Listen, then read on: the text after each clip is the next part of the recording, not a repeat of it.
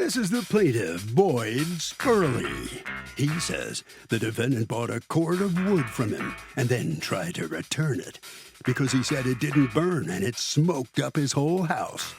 When he asked the defendant about his fireplace, the guy got defensive and didn't want to answer his questions.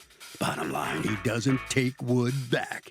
The guy stopped payment on him, and he's here suing him for the $350 he says he's rightfully owed.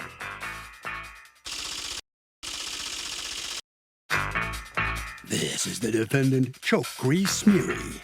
He says the plaintiff advertised seasoned, dried wood for sale. And when he tried to light it up, he couldn't. When he complained, the plaintiff told him the wood was best suited for a furnace, so he should split the logs up and they'd fit better in his fireplace. Huh? He's not paying this guy a penny and wants him to pick up the cord of useless logs from his house. He's accused of burning up a wood guy. All parties, please raise your right hands. Welcome back to the People's Court. Next case on the docket, the plaintiff claims that the defendant owes him money for firewood he sold him. But the defendant says he was ripped off by the plaintiff because the guy sold him firewood that was fresh cut and too moist to burn. It's the case of coulda, woulda, shoulda.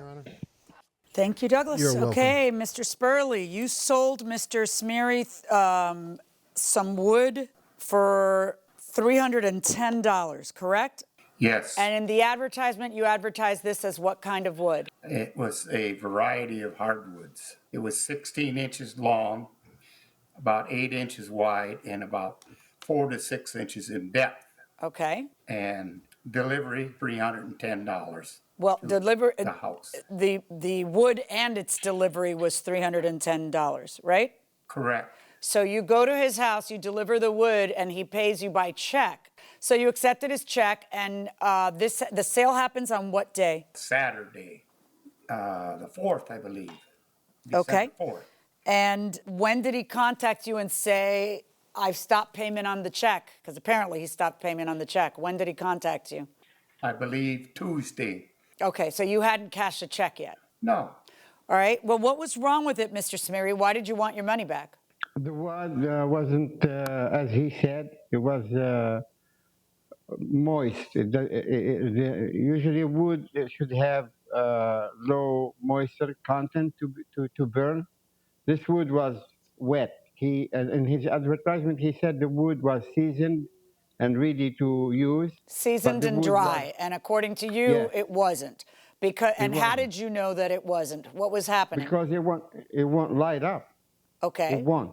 Did you take a video of that so that I can see it not lighting up? No, I did not. So tell me what happens. You text him, and what do you tell him?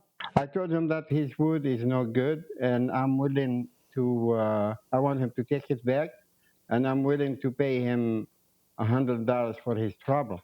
Okay. And he says? He kept going back and forth, saying yes, no, yes, and then he said I would have to pay him $100 plus the check and give him his wood back. And Plus you'd the be out $300. $410 and you'd have no wood. Yes. He tells you on December 7th, I stopped payment on the check. It cost me $35 to do that. And your wood will be on the curb. You can pick it up at any time. He says, there's nothing wrong with my wood. I don't give refunds. Did you order something other than what you thought you were getting? Firewood for a wood-burning furnace is what you got. Well, did you advertise it as firewood for a wood-burning furnace?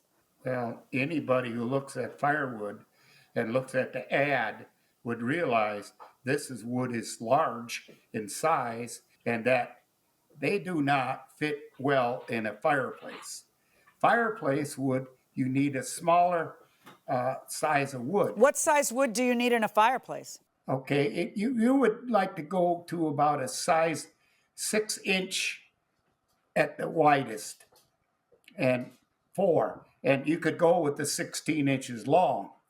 Well, this was I have 16 done by this. 4 by 8. So you're saying 2 inches of width was stopping it from being able to be burned in a You split it. fireplace? Well, I'm not saying you can't burn whatever you wish in your fireplace.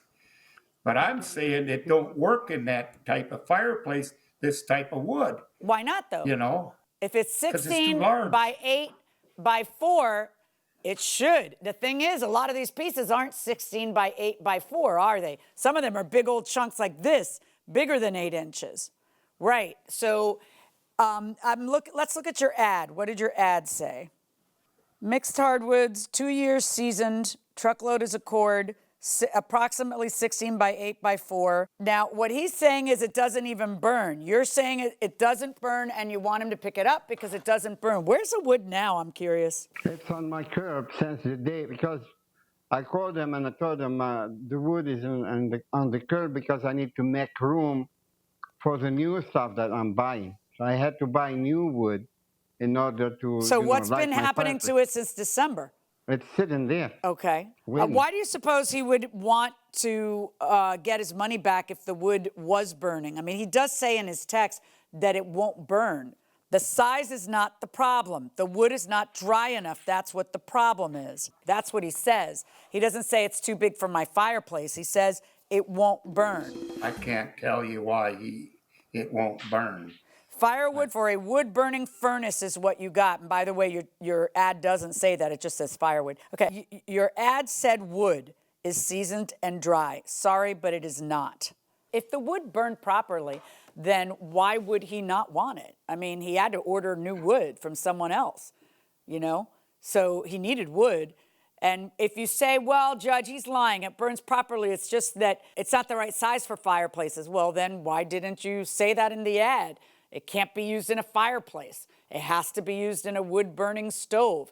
If you say most pieces are 16 by 8 by 4, that sounds just mighty fine for a fireplace, right? So I'm not sure where the disconnect is, but Mr. Smeary, do you have any evidence that the wood doesn't burn, other than the fact that I see that you buy wood from another source right afterwards? That's my only evidence. I didn't take any pictures of the wood not burning, but it's not burning.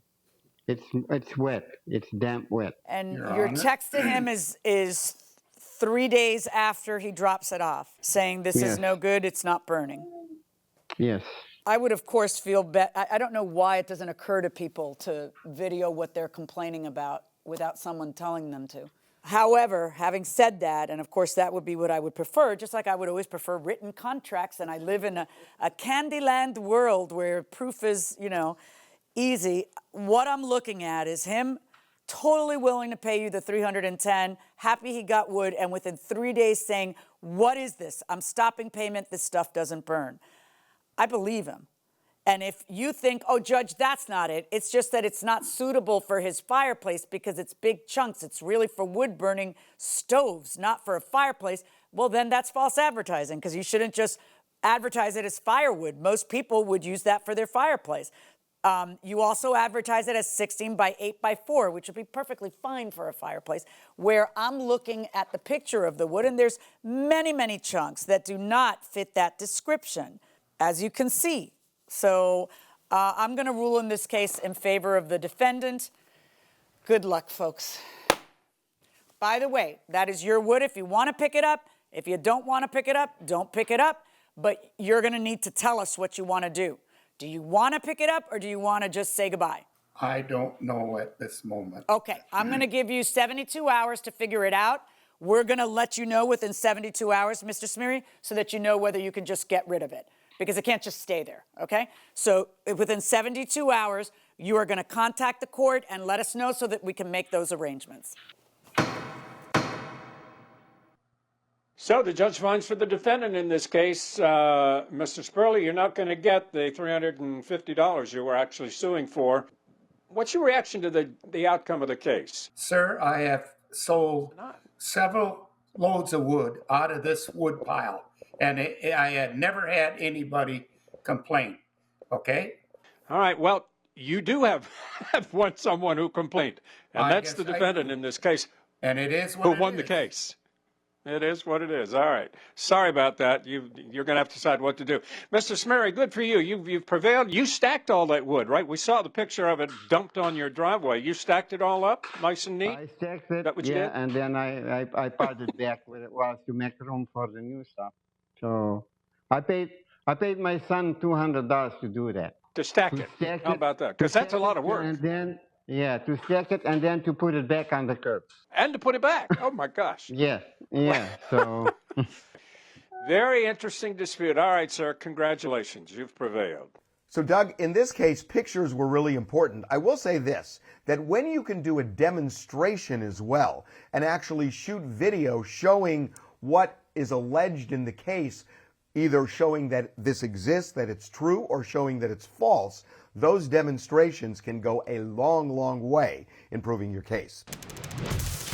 As you become comfortable with the remote format, do you think small claims courts should move to this as the preferred model going forward, as it eliminates the need for litigants to travel and also allows litigants to access additional evidence when they're in their homes? What do you think of that? I do think that there's something to be said for the ability to access testimony in a cheaper way for small claims where, you know, sometimes it's not worth bringing the case because you're going to have to pay that expert to to close the shop that day to come on in. Right. So in that sense, I think it's much more helpful. And It's good to make court more accessible Right. and easier. On the plus side, you get to peek into their houses. Oh, yeah, no, I'm talking about regular small claims. On the People's Court, it rocks, you know. Right. I get to look behind them. I see how they live, you know. I draw unfair conclusions. No, I'm just kidding. It opens up a whole new window. No, it really does give, and from our perspective, in our format, it really great. does give access to everyone, and it's been very helpful.